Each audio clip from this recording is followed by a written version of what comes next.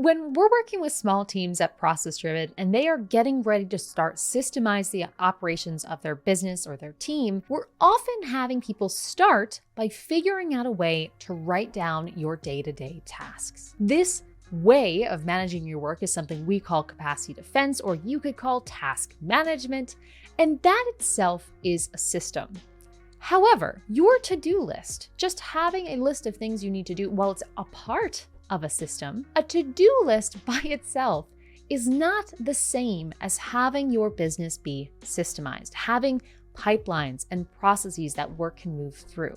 In this video, I want to just briefly explain the difference between a to-do list and a list of one-off projects and systems with which you can move work through. Okay, let's go. First off, let's define what this kind of project, to-do list, task stuff is. What does that mean when I say we have a to-do list? Well, a to-do list is simply a list, a defined area where we put the things we need to do. That's easy. They are mostly reactive things, meaning something happens, we think of something, something pops up, and we create the task for it. Tasks are predominantly independent, meaning we'll have a task for the grocery list, we'll have a task for the client project, we'll just create tasks as they come up, each one as a standalone item that we need to do. In a task list, we are throwing everything we need to do into it, and it becomes this very big pile of shoulds. And the reason you do things on your task list is because you think it is important. But as many of you might know from having a very long to-do list, the longer the list, the harder it is to remember why something is important. In fact, the longer your to-do list, the far more likely it will be that the tasks you have on that to-do list will not actually get done, either on time or maybe even at all. When we are creating a pile of things that we need to do, whether it's related to a theme or just in general, we're maybe defining a project, but ultimately we are building a to-do list. A to-do list by itself being a series of discrete actions that are reactive to the world that's happening outside and just telling us, hey, you do this. Yeah, that's a system, our task management system. We've got it there by putting all the tasks together. But the tasks themselves are not necessarily reflecting an understanding of other systems. So briefly, let me switch our gears over to what a system is. A system, over on this other imaginary side, is a collection of processes, a connection of predefined routes and gears that are kind of spinning and doing their thing. When we think of a system, we think interconnected. One action affects the next action, affects the next action. When we think systems, we think defined. There's usually a name to the whole container, such as our sales system, our marketing system, our client retention system. Now, these systems are collections of things that all impact each other, but inside these systems are tasks. Just like over here in the to-do list land, we have tasks. Systems also have actions and tasks that need to happen. But the difference is with a system, by how it's organized or by how we conceptualize it, those tasks impact other things.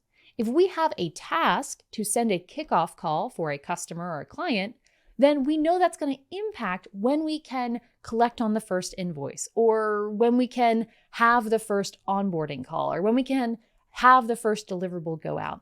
In a system, we know that our tasks are connected to other items that we have going on.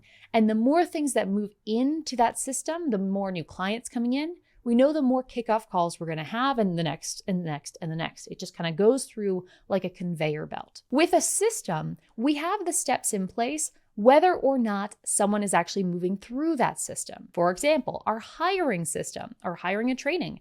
Whether we are hiring and training somebody right now or not, the system still exists. We still know what the steps are. It's still on our radar. Preferably, it's still visual inside our work management platform.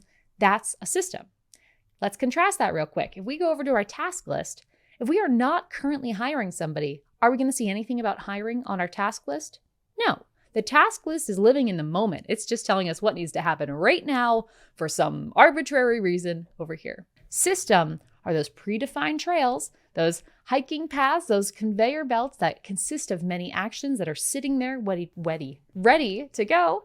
And task lists are just showing us in the moment what needs to happen. Because systems reflect interconnected steps, systems are usually easier to motivate yourself to do because unlike a task list, you know if you don't do this thing, it'll affect the next thing. And so that motivation and interconnectedness can ensure things actually move forward. So, task list over here, what we need to do right now. Systems over here are collections of paths that we might need to walk down. They're sitting there ready, but we may not have someone walking down those paths right now. System, task. Got it? Kind of be inside each other, but still. Now, if this wasn't confusing enough, I want to give you kind of a compare and contrast as to how a task could be a part of a system or a task could just be a standalone task, okay?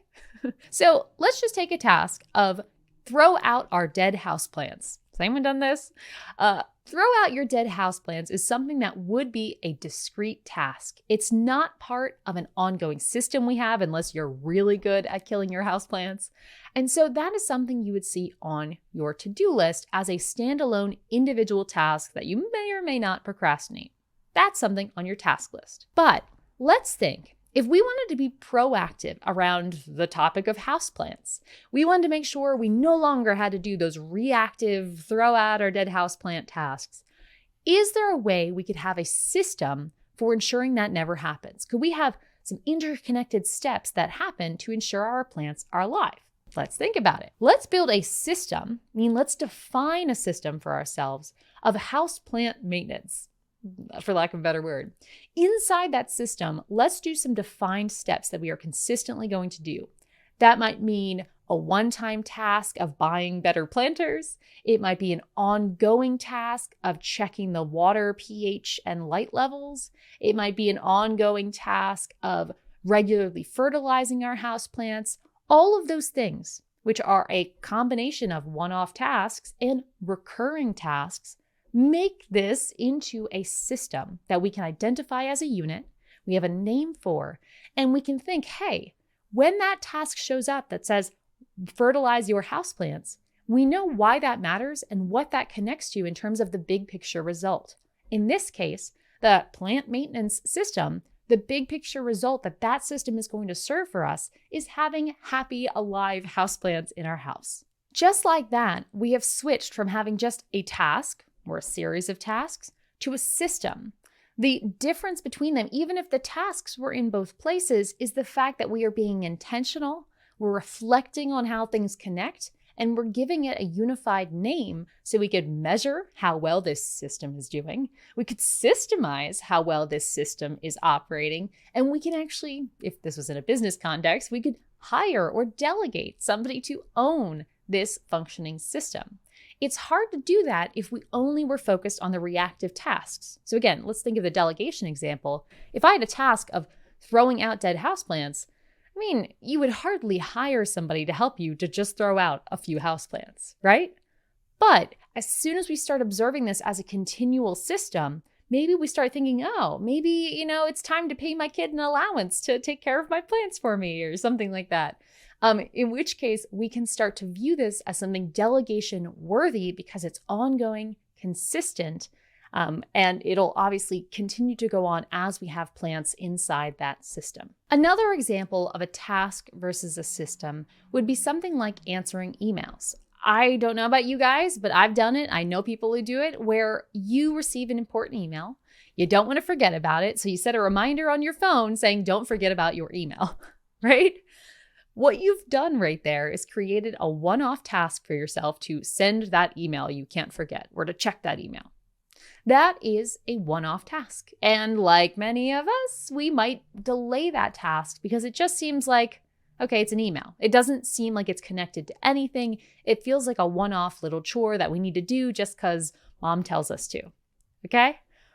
But let's think about this as if it were a system. Let's say we wanted to be more intentional and systemized about our email inbox management. All of a sudden, it's no longer a question of, go answer Bob's email. Now we can start thinking about, all right, if we want to make an inbox system, a series of actions, steps, training tools, etc., to make my inbox a less stressful place to be, what would that look like? Well, it probably would involve answering Bob for that one email. but it would probably involve some daily, weekly, monthly routines. Every day, I probably want to sort my inbox. Every day, I want to answer the important emails. Maybe every month, I want to look at themes in the emails that I've sent or received to see if I can delegate them. Maybe every month, maybe you want to pull a report on how many emails you've had to deal with. I don't know, whatever you want to measure and track here. But we can start to turn this into an inbox system. When we start to view it that way as these series of interconnected processes of how to respond to emails, how to sort emails, how to delegate emails, we can put this in a little box, a little bundle, and we can start to get it off of our plates.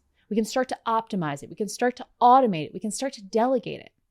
I don't know about you, but if I just saw the task, answer Bob's email, I don't know that that would trigger in me the desire or the inspiration to start automating how we categorize our email. That level of improvement, that self-awareness, that comes when you've defined it as a system, when you've made it a connected group of things and responsibilities that you can start to see the patterns of. But if we're constantly reacting, doing one task at a time, it's very hard to see the pattern when you're only looking at one point of data. When we define things as a system, all of a sudden we're watching as people go down that metaphorical hiking trail. We're seeing where they get caught on dead ends. We can start improving the way that process, that system runs. And all of a sudden, we can truly say we're systemizing our business by making that path better, by making inbox management clearer. Not just by finishing the task, that's reactive. Proactively, we can be making our inbox something our VA handles for us. And related to that, if you want to delegate your inbox, I actually have a video or playlist actually about that content up at the top. That's what I'm talking about here. When it comes to task list versus a system, task list is reactive, one-off, isolated, and a system is this interconnected, reflective approach of figuring out what is happening, watching it, observing it, bundling it together, and improving it.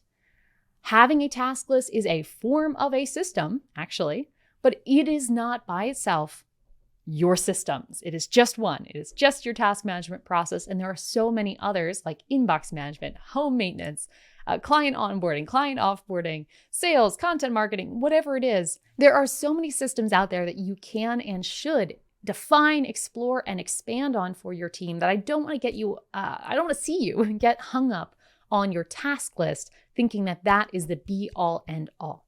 Okay? So if you're looking to feel more control, feel a little bit more proactive in your business, I encourage you to think about this in terms of systems. Keep that task list by all means for those one-off freak things, but when you see those tasks start to come up, question, is this a part of a broader system that I can define and be proactive about?